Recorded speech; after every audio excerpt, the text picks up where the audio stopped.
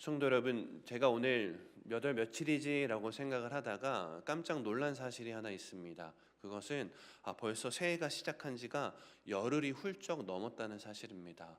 와, 벌써 10일이 지났구나라는 생각에 한번 깜짝 놀랐습니다. 아마 새해를 여러분들이 맞이하면서 나름대로의 계획과 결단을 하셨을 겁니다.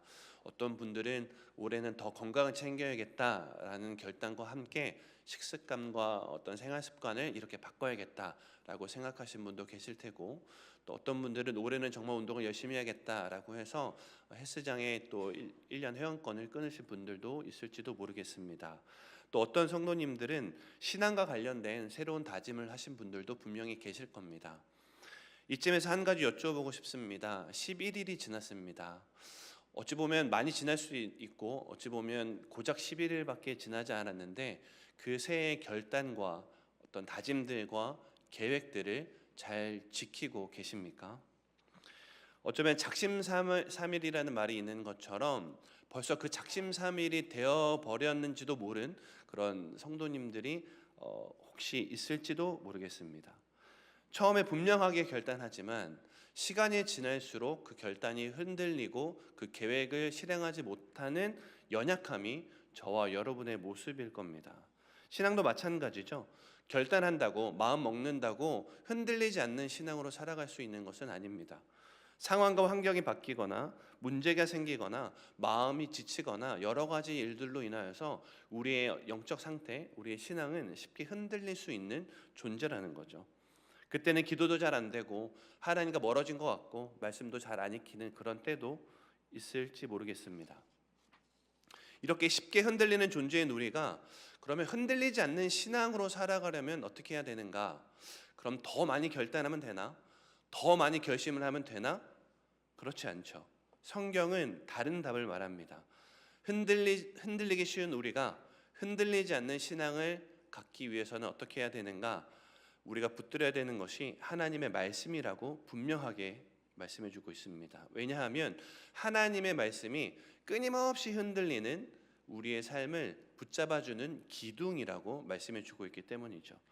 하나님의 말씀으로 내 삶의 기둥을 굳건하게 세우면 상황이 바뀌고 또 감정의 기복이 있고 또 여러 가지 힘든 상황들이 생긴다고 할지라도 흔들리거나 무너지지 않을 수 있습니다.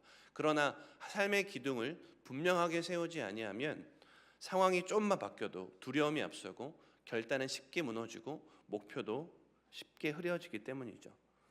오늘 본문에 등장하는 이삭은 이 차이를 잘 보여주는 인물입니다. 이삭은 하나님의 말씀 위에 삶의 기둥을 세워서 흔들리는 상황 속에서도 방향을 잃지 않고 하나님의 뜻대로 잘 직진한 아주 귀한 인물입니다. 바라기를 오늘 본문 말씀을 저와 함께 살펴보는 가운데에 하나님의 말씀으로 삶의 기둥을 세우겠다고 결단하고 어떤 상황에서도 쉽게 흔들리지 않는 신앙으로 거듭나는 저와 여러분이 되시기를 주님의 이름으로 축원드리겠습니다. 오늘 먼저 말씀을 살펴보겠습니다. 26장은 가나안 땅에 흉년이 들었다는 말로 시작을 합니다. 이때 이삭은 그랄이라는 지역으로 내려가는데요. 그랄이라는 지역은 가나안에서 애굽으로 내려가는 길목에 위치한 도시입니다. 그 당시에 가나안 땅에 흉년이 들었다라고 하면 대부분의 사람들이 생각하는 건 그럼 우리가 애굽으로 가야겠다라고 생각을 했습니다. 왜냐하면 애굽에는 나일강이 있기 때문에 흉년에 그렇게 크게 영향을 받는 그런 땅이 아니었습니다. 그래서 가나안 땅에 흉년이 들면 애굽에 가서 먹고 사는 문제를 해결해야 되겠다라고 생각을 해서 많은 이들이 애굽으로 피해 내려갑니다. 이런 이유로 이전에 아브라함도 애굽으로 내려간 그런 역사가 있죠. 그런데 하나님께서는 이런 배경에서 이삭에게 이렇게 말씀을 해주십니다. 우리 2절 말씀을 함께 읽도록 하겠습니다. 시작. 여호와께서 이삭에게 나타나 이르시되 애굽으로 내려가지 말고 내가 내게 지시하는 땅에 거주하라. 하나님께서 어떤 길을 막으신 거죠? 당연히 기근이 들었으니까 애굽으로 가야 한다 이 생각을 막으시고 내가 말하는 땅에 거주하라고 말씀하십니다. 그래서 그랄에 머물게 된 거죠. 당시 시대적 상황과 배경을 따지면은 굉장히 힘든 방향임에 분명했지만 이삭은 하나님의 말씀대로 그랄에 머물게 됩니다. 그렇게 그랄에 머무는 동안 이삭이 부자가 돼요. 근데 부자가 되는 것이 문제가 됐어요. 블레셋 사람들이 이삭이 부자가 되는 것을 보고 질투하고 시기하기 시작된 겁니다. 그리고 더불어서 그가 부자가 더 되면 강력한 세력이 되어서 우리에게 위협이 될 것을 두려워했습니다. 그래서 블레셋 사람들은 이삭이 사용하던 우물들을 메우기 시작합니다. 당시 우물은 생존과 직결되는 문제였고 어떤 영토권, 경계를 의미했기 때문에 우물을 메웠다는 것은 너네들 이 땅에서 나가라라는 무언의 압박과 같았습니다. 그러나 이삭은 이스라엘 블레셋 사람들이 그렇게 우물을 메꾸면은 대응할 만도 하지 않습니까? 싸움하거나 분쟁을 할 만도 한데 조용하게 자리를 옮깁니다. 그렇게 떠난 장소를 에색이라고 부르고 다른 곳으로 떠나게 되는 거죠. 여러분, 성경에서 우물 이름을 짓고 떠난다는 것은 관계가 정리됐다는 것을 의미합니다. 그러니까 너네가 떠라고 했으니까 난 떠나겠다라고 하면서 마음도 안 내키고 막 싸움도 일어났는데 어쩔 수 없이 갔다, 이런 의미가 아니고, 이름을 지었다고 하는 것은 관계적으로도 그리고 여러 가지 분쟁적으로도 깔끔하게 정리하고 나갔다는 것을 의미해요. 그래서 나중에 우리가 오늘 나누지는 않겠지만은 블레셋 그 왕이 이 사람을 굉장히 귀히 여기면서 여호와께서 너와 함께 하심을 보았다라고 말합니다. 그 이유가 모든 것이 깔끔하게 정리되었기 때문이죠. 그렇게 옮긴 장소에서 또 다툼이 일어났고 그곳을 신나라는 이름만 붙이고 또 떠나게 됩니다. 역시 마무리까지 깔끔하게 하고 떠난 거죠. 그리고 또 옮긴 장소가 되어서야 갈등이 끝나고 안정을 되찾습니다. 우리 창세기 26장 22절 말씀 다시 한번 읽어보겠습니다. 시작. 이삭이 거기서 옮겨 다른 우물을 팠더니 그들이 다투지 아니하였으므로 그 이름을 르호봇이라 하여 이르되 이제는 여호와께서 우리를 위하여 넓게 하셨으니 이 땅에서 우리가 번성하리로다 하였더라. 아멘. 이름을 무엇이라고 하였죠? 르호봇이라고 하였습니다. 의미는 넓은 곳, 여유로운 공간이라는 의미입니다. 말씀을 다시 한번 띄워봐 주시겠어요? 이 말씀을 보시면은 느끼실 수 있는 게 있어야 돼요. 이제 안정을 찾았네, 이제 되게 평화롭네, 그 느낌을 받으실 수 있어야 합니다. 이제 그들이 다투지 아니한 상황이 되었기 때문인 거죠. 에색과 신나와 르호봇 그리고 안정을 찾았던 그 장소에서 머물면 되는데 여기서 또 이삭은 장소를 옮깁니다. 바로 부에세바라는 곳으로 옮기게 되는 거죠. 거기서 제단을 쌓고 여호와 이름을 부르고 하나님께서 다시 한번 이삭에게 축복의 말씀을 하신 다음에 26장에서의 이삭의 이 이동하는 여정이 마무리되게 됩니다.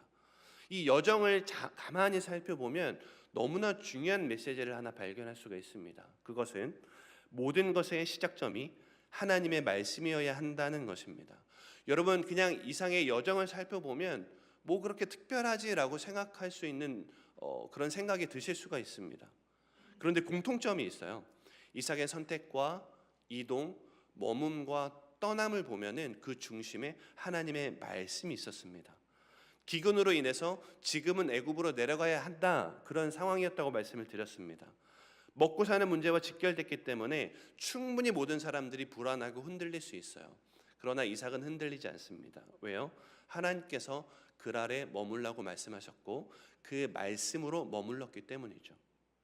블레셋 사람들이 계속 싸움을 걸고 쫓아내려고 합니다. 새로운 터전으로 나아가야 하는 상황이에요. 또 다시 우물을 파고 막 그래야 되는 상황입니다. 흔들릴 수 있는 것 아닙니까? 그러나 흔들리지 아니하고 말씀을 따라 이동을 해요. 여러분, 그랄 골짜기, 르호봇, 부에세바로 이동을 하는데 이 의미가 무슨 의미인지 아십니까? 가나안 땅을 떠나지 않는 것입니다. 다시 말해서 하나님께서 말씀하신 약속의 땅을 떠나지 않고 그 안에서만 이동을 하고 있는 거예요. 이전에 아브라함은 가나안 땅을 떠난 적이 있습니다. 이후에 야곱도 약속의 땅을 떠난 적이 있어요. 그런데 이삭은 유일하게 가나안 땅 안에서만 이동을 한 인물입니다. 그냥 이동했다가 아니라 하나님께서 말씀하신 땅을 따라 이동했다는 것이죠. 오직 순종하여서 이동한 것입니다. 그리고 세 번째로 이동한 장소, 르호봇에서 아까 그냥 머물 수도 있었다라고 말씀을 드렸잖아요. 그런데 굳이 또 부에세바로 갑니다. 이것도 이유가 있습니다. 그 결정의 시작에는 말씀이 있어요. 이삭이 브에세바로 옮긴 이유는 그곳이 아버지 아브라함이 하나님과 언약을 맺고 제단을 쌓은 장소이기 때문입니다. 그러니까 선대의 말씀의 기억이 있는 장소가 브에세바예요. 이삭이 결정할 때는 안정감 뭐 이런 거였으면 머물렀겠죠. 그런데 말씀의 기억이 있는 그 장소로 가겠다라고 하면서 그 선택의 시작이 말씀이었음을 우리는 깨닫게 되는 것입니다. 그 자리에서 내가 너와 함께하며 내게 복을 주겠다고 하신 하나님의 말씀은 말씀으로 시작해서 말씀으로 이동한 자에게 주신 하나님의 복이었던 거죠.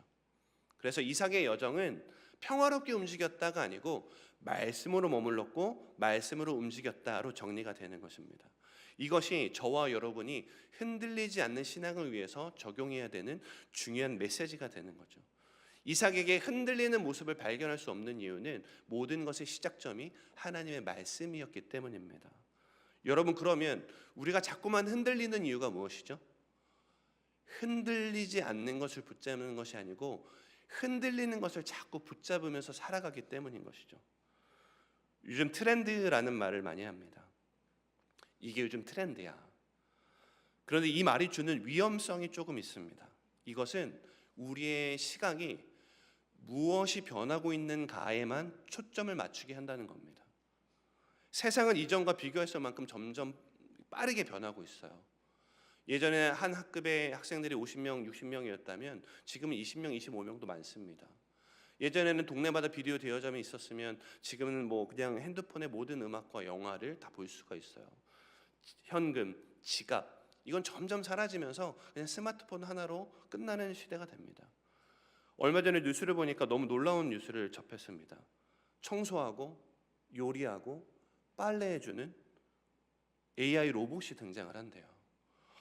10년, 20년 후면 각 가정에 AI 로봇 좀 하나 있지 않을까요? 가정일 해주는 로봇 좀 하나 있지 않을까요? 이런 뉴스들을 막 접하면서 우리의 시각은 어떻게 되냐면 세상은 어떻게 변할까? 무엇이 변할까? 그래서 나는 어떻게 해야 되지에 초점을 맞추기가 쉽다는 겁니다. 물론 무엇이 변할까를 고민하면서 그에 따라 대처하는 것도 굉장히 중요합니다. 그런데 그리스도인은 먼저 질문해야 될 것이 있어요. 무엇이 변하지가 아니라 뭐가 안 변하지를 물을 수 있어야 합니다. 뭐가 안 변하지? 변하는 것을 기준 삼으면 우리의 삶은 흔들리기가 너무 쉽습니다. 그러나 변하지 않는 것을 기준 삼으면 우리의 삶은 흔들리지 않을 수 있습니다. 방향을 잃지 않아요. 만일 변하지 않는 것을 붙잡고 변하는 것에 대처까지 한다면 더할 나위 없을 것입니다. 우리 서현교회가 그런 사역으로 나아가고 있는 줄 우리는 믿고 있지 않습니까? 여러분들도 마찬가지예요. 신앙은 언제나 변하지 않는 것에 가장 집중을 해야 됩니다. 그렇다면 언제나 변하지 않는 것은 무엇입니까? 하나님의 말씀이죠. 흔들릴 수 없는 본질은 무엇입니까? 하나님의 말씀이죠. 그러므로 하나님의 사람은 상황이 아니라 감정이 아니라 변하지 않는 하나님의 말씀을 기준으로 살아가야 한다는 것입니다. 이 말씀을 시작점으로 삼아서 생각하고 결정하고 움직이는 삶을 살아가야 한다는 것이죠. 그래서 이삭의 여정을 통해서 하나님은 저와 여러분에 이렇게 말씀하십니다. 변하는 감정, 변하는 상황, 그것에 따라서 흔들리지 말고 변하지 않는 하나님의 말씀을 붙잡고 살아가라고 말이죠. 이런 의미에서 지금 우리가 바꿔야 할 한 가지가 있다면 하나님의 말씀을 붙잡는 것입니다. 여러분의 시작이 언제나 하나님의 말씀이 되도록 하는 것입니다. 성도 여러분, 이삭이 말씀을 따라 머물고 말씀을 따라 움직였던 것처럼 여러분들의 삶도 감정이 아니라 상황이 아니라 오직 하나님의 말씀을 시작점으로 살아가는 삶이 되시기를 주님의 이름으로 축원드리겠습니다.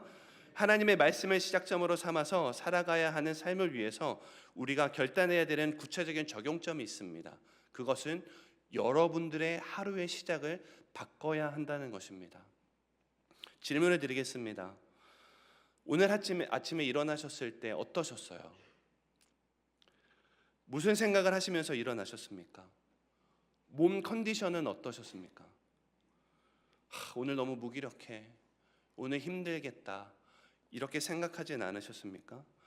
아이고 하시면서 시작하진 않으셨습니까? 아니면 한숨부터 내쉬면서 시작하진 않으셨습니까?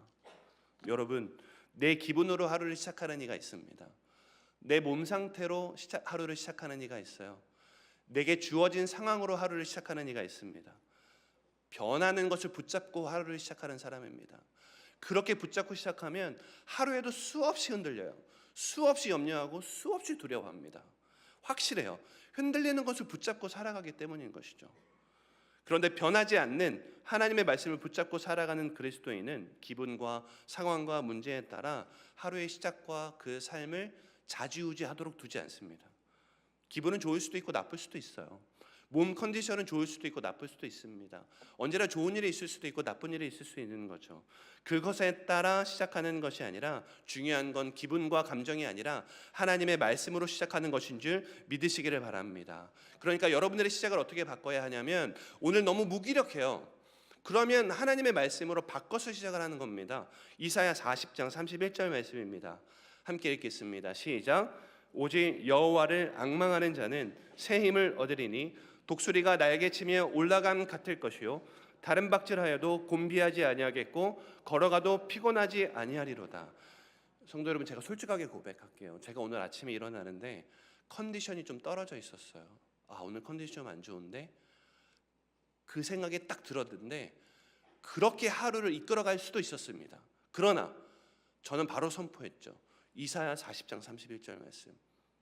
오직 여호와를 앙망하는 자는 새 힘을 얻으리니 라고 하면서 하루의 시작을 몸 컨디션이 아니라 하루의 말씀으로 바꿨다는 것입니다. 아침에 오늘 하루 내가 감당할 삶의 무게를 생각하니까 한숨부터 나오시는 분이 계세요. 내가 너무 많은 사역을 맡았어. 그러면서 이렇게 시작하는 분이 계세요. 바꾸셔야 됩니다. 마태복음 11장 28절입니다. 함께 읽겠습니다. 시작. 수고하고 무거운 짐진 자들아 다 내게로 오라. 내가 너희를 쉬게 하리라. 이 말씀으로 바꾸시는 거예요. 기본적으로 우울 기질을 가지고 계신 분들도 있을지도 모르겠습니다. 오늘 너무 우울해. 오늘 너무 슬퍼. 기분이 좀 안 좋아. 이렇게 하루를 시작하시는 분들이 계세요. 우리 시편 16편 11절 말씀 함께 읽겠습니다. 시작. 주께서 생명의 길을 내게 보이시리니 주의 앞에는 충만한 기쁨이 있고 주의 오른쪽에는 영원한 즐거움이 있나이다. 아멘. 이 말씀으로 시작하는 겁니다. 혹시 눈치 빠르신 분들은 깨달으셨을 거예요. 지금 제가 읽은 세 가지 말씀이 다 어디에 있는 거죠? 맞아요. 신비의 세계는 69절 말씀에 다 있는 겁니다. 2025년 버전에 다 나오는 거예요. 그러니까 괜히 신비의 세계는 69절 말씀을 여러분들에게 드리는 것이 아니라는 거죠. 말씀마다 흔들림 없는 신앙생활을 위해서 필요한 말씀들을 저와 여러분에게 하나님께서 우리 서연교회를 통해서 주신 것입니다. 하나님의 말씀이 오늘 하루의 시작을 결정하도록 결단하며 말씀으로 하루를 시작하고 말씀으로 하루를 살아내는 은혜가 있기를 주님의 이름으로 축복합니다. 여러분 기억하실지 모르겠습니다. 제가 작년 2월 초에 주일 오후 예배 설교를 말씀 암송의 유익이라는 제목으로 설교를 했었어요. 암송하셔야 된다. 그러면서 저도 신비의 세계는 69절 말씀 암송한다. 그래서 아침에 일어나서 자기 전에 암송할 거다라고 하면서 8개인가 9개를 이 자리에서 외운 적이 있습니다. 혹시 끄덕거리는 분이 계시니까 기억하시네요. 질문을 드리겠습니다. 제가 그 이후에도 69절 말씀을 외웠을까요? 안 외웠으면 말씀을 안 드리죠. 60개 구절을 거의 다 외웠습니다. 거의 다. 여기 제가 왜 거의 다라고 말씀을 드리냐면 주소는 너무 헷갈리는 거예요. 시편 이게 몇 편 몇 절이었지? 요한일서 몇 장 몇 절이었지? 이게 너무 헷갈려가지고 이것 때문에 포기하느니 차라리 주소를 좀 포기하자 해가지고 60개 구절을 외웠는데 조금만 덧붙여서 얘기하겠습니다.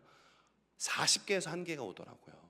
한 8월 좀 지나니까 한 개가 와가지고 포기할 뻔하다가 다시 한번 힘을 내가지고 그 한 개를 넘어섰잖아요.